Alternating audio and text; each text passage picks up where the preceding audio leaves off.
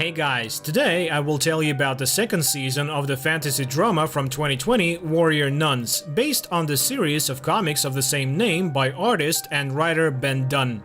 Is this our thing now? While swimming in the pool, Ava recalls what has happened to her since she went from being a paralyzed simpleton to a warrior nun wielding a mystical halo. The girl's musings are interrupted by a phone signal reminding her of your duty. Once a member of the Order of the Cruciform Sword, she's now in a hurry for her regular job at the cafe.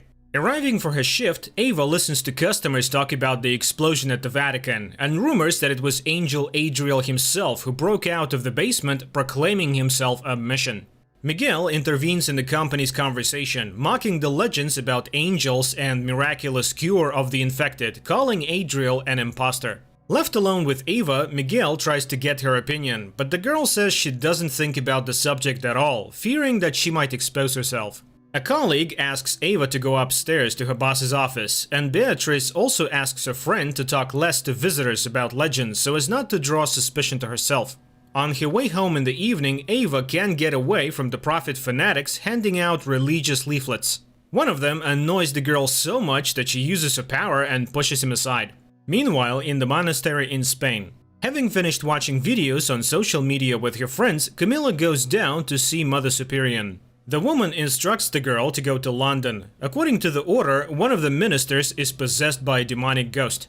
The girl agrees without any complaints, but Mother Superior sees that something is bothering her. Camilla confesses that there's no way she can come to terms with Mary's disappearance.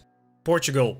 Drunken Father Vincent always walks looking over his shoulder, and it turns out that that's for a good reason. Out of nowhere, he is attacked by Lilith, and the old man can only save his life by telling her that Mary is alive. The Bishop of the Vatican agrees to an audience with nun Yasmin Monet. The girl says that she's preparing an article about the lost Christian artifacts, but she immediately directs the conversation to rumors about Adriel and the attack on the Vatican. This changes the bishop's mood, but the nun keeps pushing, claiming that she has learned about a certain female order in the course of her investigation. To avoid spilling the beans, the priest ends the meeting, but Yasmin isn't upset. She has managed to hack into the network. Jillian sits by the archway, which has finally begun to come to life. But the field still hasn't stabilized, and the girl can't get through the portal. Any attempt to use the portal ends up leaving burn marks on her hands. Christian is thrilled by her colleague's discoveries, but he guesses that she's only driven by a desire to find her son Michael, who has disappeared into another world. Christian asks Jillian to sign the renovation documents for the building he bought for the company, Arctech. After looking at the documents, the woman begins to doubt their contents, but deciding not to offend her friend with mistrust, she signs them. Ava continues her training by running over water, but at one point her strength leaves her and she falls. The girl admits to Beatrice that she's tired of sitting around, while Adriel gains strength. However, her older friend reminds her that they have an uphill battle ahead of them. Christian arrives at the Vatican and declares that Jillian has given him full control of Arctech. He wants to merge the company with the church on condition that the bishop accepts the appearance of a new prophet, Adriel. The bishop realizes that the impostor has fooled yet another fanatic. Miguel comes back to the bar and confesses to the girl that he volunteers in the community of Samaritans fighting Adriel, and they need the people like Ava. Mother Superior Susanna calls the bishop and asks the Vatican to intervene. Adriel is gaining strength and he has managed to fool hundreds of Catholics already. The priest believes that it is too early to sound the alarm. First, he should make a statement that Adriel is an imposter, and if that doesn't work, call on the Order of the Cruciform Sword for help. This conversation is overheard by Yasmin. She has just received a confirmation of her hunch. Vincent arrives at his residence and escorts Lilith inside, telling the guards that she's his friend. Ava convinces Beatrice to have some fun and have a couple of shots. The girls are having carefree fun. Meanwhile, at the Italian convent on her way to dinner, Mother Superior sees a gruesome picture. The bodies of the nuns in crimson puddles lie in the parish yard. At night, the nuns return home from the bar, and Ava notices Miguel, who is acting strangely. She decides to follow him and witnesses the guy getting beaten up by a crowd of fanatic hooligans. Ava helps her friend, and they are joined by Beatrice, who didn't really like the suspicious guy before. The young people tell her about the Samaritans, and the nun decides to accept Miguel's help in their fight against Adriel. Meanwhile, Mother Superior tries to warn the other monasteries where members of the order are based. However, the light bulbs on the map go out one by one, which means the warrior nuns are either destroyed or they leave their outposts. The company decides to sneak into the headquarters of Adriel followers, the firstborn sons.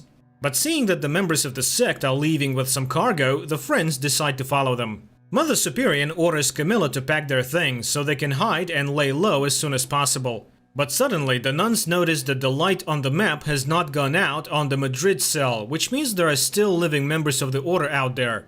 Father Vincent leads Lilith into the prison, promising that Mary is sitting in one of the cells. But as soon as the witch comes inside, the priest locks the door behind her. On the other side, dozens of warriors come out at the girl, but Lilith easily dispatches them.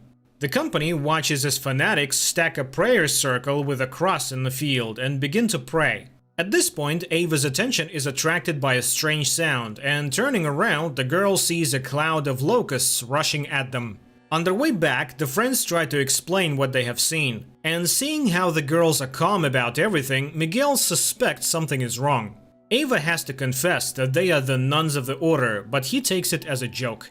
Left alone, the girls decide that everything that is happening is a biblical execution reproduced by Adriel. Mother Superior and Camilla fly to Madrid and look for the headquarters of the order, which is housed in a flower store. From the scattered flowers, it is clear that something terrible has happened here as well. Yasmin confesses that she summoned Mother Superior to show her the bodies of the dead sisters. The nuns try to find out how Yasmin knew about them, but she says she can only reveal the truth to the warrior nun. Miguel comes to Ava's work and invites her to interrogate one of the firstborns they took. To sneak away, the girl cuts her arm, but the wound immediately disappears, much to Miguel's surprise. Beatrice asks her friend to stay out of it. The Samaritans have illegally kidnapped a man, and they shouldn't get involved. But Ava stubbornly does her own thing. Yasmin suggests that the nuns take up residence in her room, but not wanting to risk it, the women choose their own hiding place and put the stranger to sleep so that she won't see the path they take to get there. Meanwhile, Lilith escapes from the prison and arrives at her mother's house. Miguel brings his new friends to the Samaritan headquarters, and when the boys begin interrogating the prisoner, Ava sees the devil in him. Father Vincent arrives at the main square, and seconds later, locusts appear there. The townspeople become scared. Suddenly, Adriel appears and saves the terrified people, thus earning a new addition to the army of fans. Even the priests from the Vatican begin to believe in Adriel's power. The bishop speaks with his subordinates, demanding that the impostor not be glorified. The mother rebukes Lilith for losing the battle for the halo and for failing to live up to her hopes by losing her place in the Order of the Cruciform Sword. Yasmin comes to her senses and tells the nuns that she grew up in a family that helps the Order, and now the girl must find the owner of the halo, Ava, and give her her secret. Looking at Ava, the prisoner recognizes her as the owner of the halo and demands that she return it to its true owner, Adriel. Beatrice knocks the chatty kid out, but he breaks the ropes and frees himself. The demon proves to be very strong, and the warrior nuns cannot defeat him until Ava activates her halo and banishes the entity out of the boy. Beatrice hurries to get her friend out of the way to avoid any more questions. Adriel shows up at the bishop's office and offers to join forces, admitting that the boy is indeed the son of God. But just as the priest refuses and asks the madman to leave, Adriel displays a couple of tricks, demonstrating his power. The prophet leaves, but his offer still stands. Lilith comes to Dr. Jillian for help and asks her to examine the scales that have appeared on her shoulder. While sitting in Dr. Jillian's office, the nun sees an emergency call from the Sisters of the Order, but she refuses to go to Madrid. While packing to escape again, Ava and Beatrice quarrel, but they are interrupted by a signal on her older friend's chest. She tells her student that they have been summoned to Madrid. The second message arrives with news from Lilith that the Order has lost Mary. Vincent shows Adriel the signal and instructs the old man to join the women. Despite the gravity of the situation, Ava is excited about her trip to Madrid. Finally, the girls find the flower store where Mother Superior has left a movie ticket for them. The nuns have to scramble to avoid falling into the hands of the hunters. On the street, the girls spot a tail and have to get rid of it, but in an alleyway they are awaited by Vincent, who puts Beatrice to sleep. The priest tries to convince Ava that Adriel is the true prophet, and she should go with him to return the prophet's halo. But the girl takes the fight and manages to defeat the old man. The girls make it to the movie theater, where they finally meet Camilla. The nun takes her friends to the hiding place, the cellar beneath the cinema, where old Mother Superior is already waiting for them. The old woman gets straight to the point. She tells the sisters about the attack on the order and says that the time has come to do her duty. Yasmin comes out to the girls, and when Ava is beside her, the girl's pendant glows blue and she recognizes the warrior nun. Now, Yasmin can reveal the secret of how to defeat Adriel. Jillian offers Lilith to cure the problem with a pass through the archway, but the girl realizes that the doctor needs it in order for her to find his son there. Yasmin tells the girls about a crown of thorns that can defeat the imposter. Meanwhile, traitors begin to appear in the Vatican, among those close to the bishop. As Yasmin continues talking about the crown, she reveals a secret. The thorny garment is not only a means of torture, it also disempowers the likes of Adriel. The only problem is that the wreath was stolen years ago and is now stored in a museum, but Ava doesn't see this as an obstacle and the girls go out on a tour. Disabling the cameras and distracting the guards, the nuns head for the exhibit. However, the only way to know that it's the right wreath is for Eva to touch it. Lilith makes up her mind, and wearing a special suit, she enters the archway, but a second later she is thrown back. She is shocked because she felt that she had been on the other side of the portal for almost 2 hours, and she was clearly not welcome there. The bishop goes down to the prison to visit the traitor and learn from him how Adriel creates the punishments of heaven. To make the prisoner more talkative, the priest tries medieval torture methods on him. At first, the impostor's henchman tolerates the pain, assuring him that Adriel is the real son of God and all miracles are real. However, when the torture becomes unbearable, he admits that the prophet is collaborating with Arctech and the company uses its technology to create illusions. Lilith tries to understand why someone threw her out, and Jillian promises to deal with it next time. But the girl has no intention of entering the archway again, and she makes that clear to the doctor. After the conversation, Lilith disappears, forgetting the cross in the office. At night, the girls return to the museum to retrieve the crown. Mother Superior eliminates the guard, and the group of nuns sneaks in, sending old camera footage to the security monitors and disabling the laser alarms. Using the halo, Ava takes the crown, but nothing happens to it, and her friends ask Yasmin to help. Jillian decodes the tape from Lilith's camera, and as she speeds up, she sees someone's face on it. While the nuns are searching for the real wreath, Camilla notices that there is someone else in the museum beside them. Ava finally finds the artifact, but at that moment Camilla sees Adriel, and Vincent appears in front of the warriors and puts the crown on the girl's head, thereby depriving her of her superpowers and taking her with him. While Vincent is carrying Ava, the girl has terrible visions. She finally regains consciousness.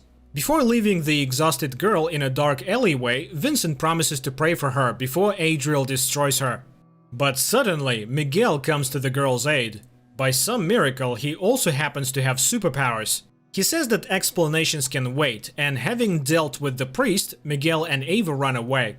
Lilith comes to Adriel and, showing him her crusted hands, asks for his help. The nuns load Vincent into a car and drive off in search of Ava, shaking the cops on the way. The young people are finally safe, and Miguel returns Ava's crown and admits that he was sent from the other side of the arch to protect her. As they talk, a crowd of primitives in gas masks passes them, and Ava guesses that a new punishment awaits the city. In the meantime, the nuns get stuck on the road because of a flat tire. Miguel leads Ava to the gates of a cemetery, assuring her that he knows a way to destroy Adriel. All the while, the girl keeps seeing terrible visions, but she tries not to pay attention to them. After stealing a food delivery car, the nuns drive on, and Camilla recalls that the entire company has been hungry for a long time. After rummaging through the shelves, the girl finds something they can refresh themselves with: unusually shaped cakes that go down well with the sisters. Jillian arrives at the building she recently bought, and in the center the doctor sees a ritual cross and sectarians. Christian is also among them.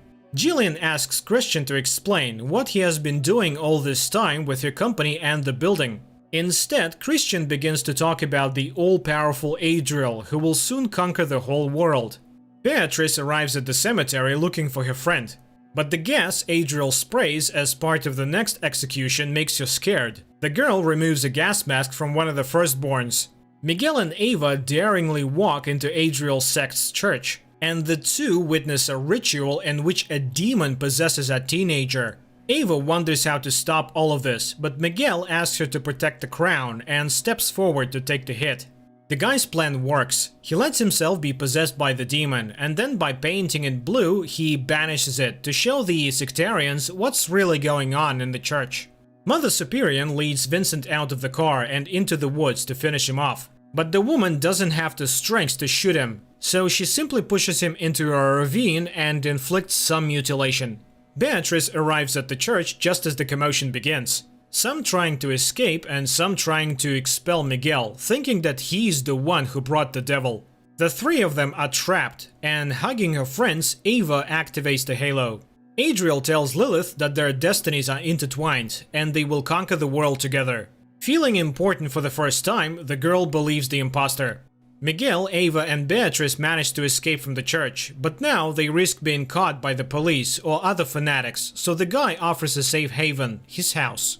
Adriel tells Lilith about Ariella, the girl he loved and to whom he gave his halo. The prophet dreamed that together they would create a religion based on truth. Mother Superior also tells the nuns this story. When the angel first came to Earth 1,000 years ago, he created an underground upside-down church.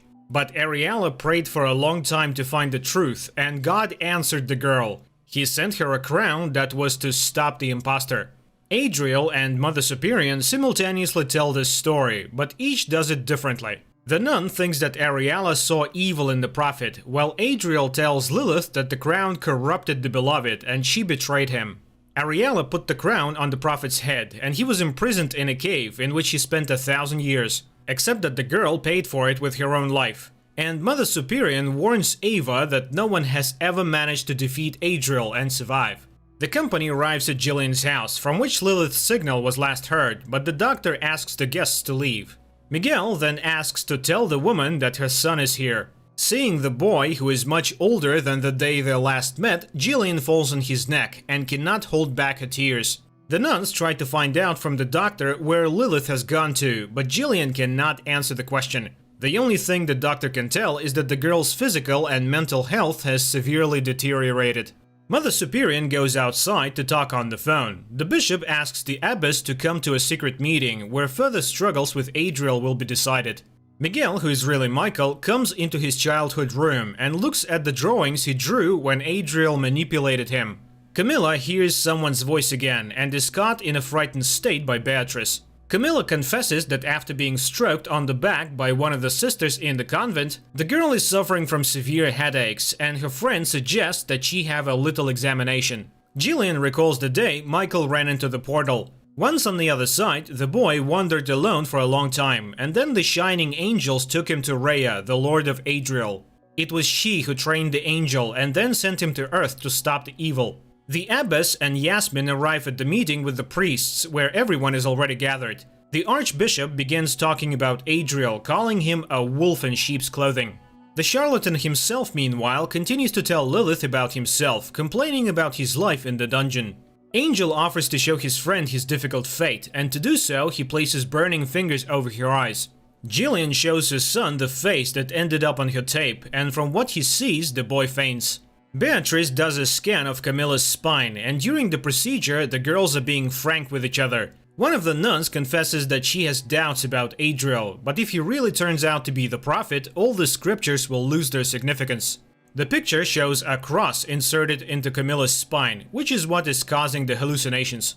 Unfortunately, Beatrice cannot remove it.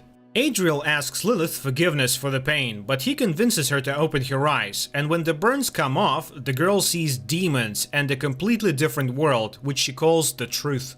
Beatrice finds Ava in the courtyard as she's practicing putting a wreath on the monument's head, but the halo goes off again and the girl falls. The nun tries to support a friend and assures her that they will defeat Adriel, no matter what it takes. Christian meets Vincent in Arctech and reminds him that in just 2 days they will give the world to their master. A discussion breaks out at the meeting of priests. There are those who doubt Adriel's con game and believe that one cannot punish an angel without understanding his true purpose. At this, Bishop Francesco reveals to his colleagues the secret of Arctech, urging them to understand that all the punishments sent were nothing more than a trick. Mother Superior intervenes in the dispute, telling of the destruction of the members of the order. Apparently, the bishop and abbess have succeeded in convincing the crowd, but suddenly it transpires that half of those assembled are traitors, having defected to Adriel's side. A massacre of fanatics begins in the hall, and Mother Superior succeeds in removing only Francesco and Yasmin. The trio hides in the hotel gymnasium, but they can no longer get out, and Mother Superior calls Camille for help. Ava, Beatrice and Michael arrive at the inn, but the firstborns prove to be too many, and the trio fears they cannot win. After examining the photograph of the cross in the spine and noticing a note from Beatrice, Jillian looks at Camilla through the glasses while she prays and sees the same waves that create the portal. The doctor guesses that Adriel is using the power of prayer to gain strength. Having heard the call, surviving nuns of the order arrive at Jillian's house. Ava takes the crowd of firstborns away, and Beatrice and Michael deal with the remaining two. The abbess commands her subjects to leave, but the bishop refuses, determined to expose Adriel to the full. Running from her pursuers, Ava runs through a wall and finds herself outside, at a great height. The girl's halo shuts down again, and she falls. Beatrice mourns her friend, but she opens her eyes and the artifact begins to glow again. Bishop surrenders to the traitors, hoping they will lead him to Adriel. The imposter angel himself, meanwhile, tells Lilith how much they will accomplish together after they cleanse the world with pain. The Master's trust inspires the girl so much that she grows wings. And that concludes episode 5. Come back tomorrow for the next episode. Guys, if you don't want to miss anything, don't forget to hit that subscribe button.